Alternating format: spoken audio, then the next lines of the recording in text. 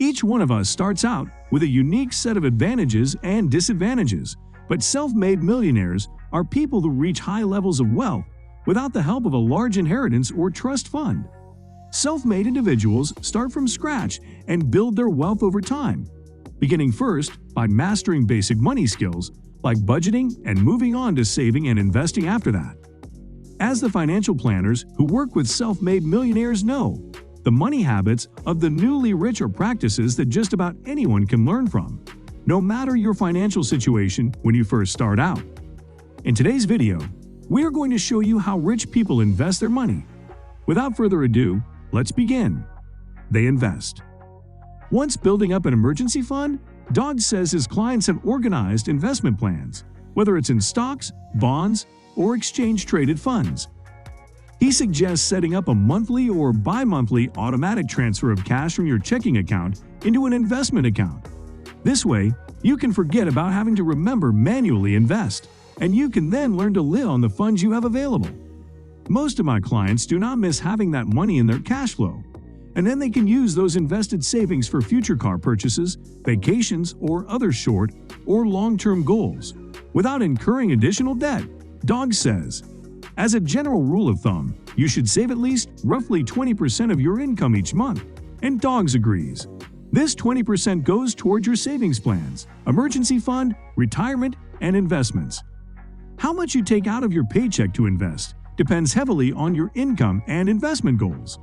But getting used to living without that 20% is a good start for both your savings and your investments. They have emergency funds. Having a solid reserve of cash that you can tap into in an emergency goes a long way. If you have an unexpected expense, such as an urgent car repair or medical bills, a rainy day fund that is immediately available for withdrawals can help you afford it. This way, you don't need to charge the expense onto a high-interest credit card or take out a personal loan. Most of Doug's clients have 6 to 9 months of their monthly expenses set aside. Financial experts generally suggest 3 to 6 months' worth of living expenses as a baseline, but you should do what works for your cash flow and know that any amount will help. This is one of the first steps someone should do in building a solid financial foundation. Dodd says they utilize tax deductions. When they can, Dodd's clients try to minimize the taxes they pay. This includes finding some element of tax savings in everything from retirement plan investments to home mortgage interest, charitable contributions, college funding, and health savings accounts. Make sure you are participating in the plans and programs that can have multiple benefits, Dodd says. This is an area where it is helpful to consult a financial and tax professional. They look for other income streams. Many of Doug's clients diversify their investment portfolios with other assets, such as rental properties that provide passive income. It's likely that the average person doesn't own multiple properties, but there are other rental opportunities that provide another source of passive income with little effort on your part. Some ideas include renting out a room in your house or apartment, or renting out your car while you work. They start saving for their kids' college early on. College savings plans, like a 529 plan, help Dodd's clients kickstart their children's future education early so they have less of a financial burden years later. But the long-term benefits don't stop just there. These plans also allow tax-free withdrawals when you take out money to pay for college. By getting started early, you can save a significant amount of money in future cash flow and tax savings. Dodd says, it does not take a lot to get started, but the power of compound returns can be so beneficial to you if you have time. They seek advice. Lastly, Dodd's clients make a habit of being well informed about their money. They have a basic understanding of their earnings, what they own, and how much their investments cost. For many people, saving and investing money can certainly be intimidating and confusing. Luckily, there are plenty of free online resources to help guide you.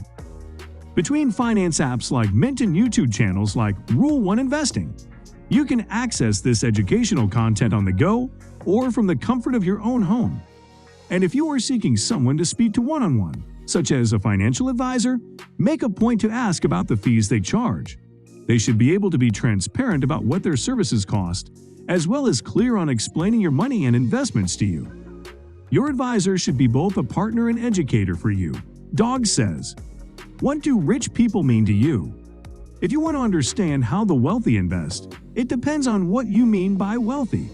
The best demonstration of this comes from this KKR report, which breaks down how high net worth investors, those with more than $1 million in assets, and ultra-high net worth investors, those with more $30 million in assets, invest their money.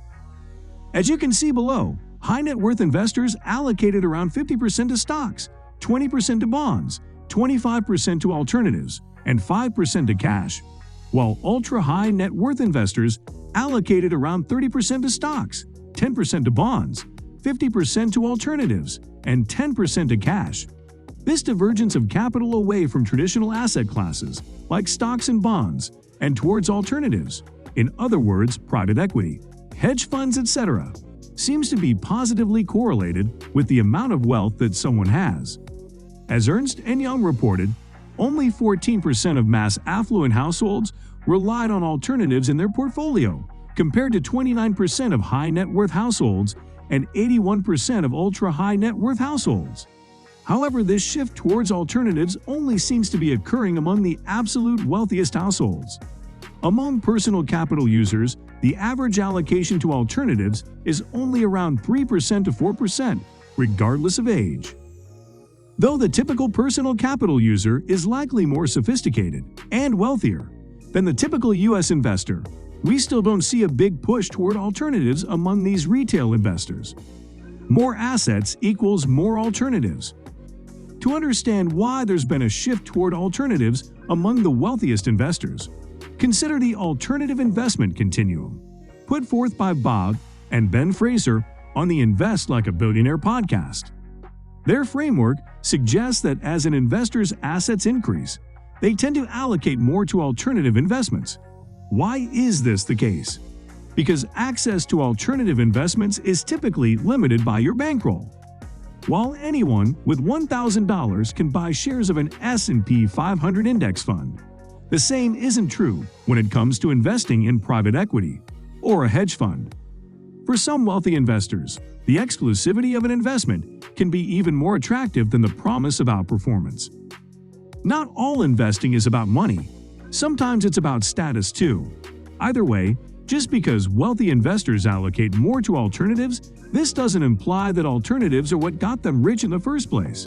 These ultra-wealthy households could have gotten rich in a myriad of other ways that didn't require alternatives at all. They could have been born rich, sold a private company, or joined a successful startup as an early employee. Once they were wealthy, then they could have acquired their alternative investments. I raise this point because there seems to be an obsession with the wealthy and how they invest their money, as if their allocation decisions are what created their wealth. So guys, let me know your thoughts down in the comments section below. Give this video a thumbs up for more interesting content, and don't forget to subscribe to the channel for more awesome content. Have a nice day, and I will see you in the next video.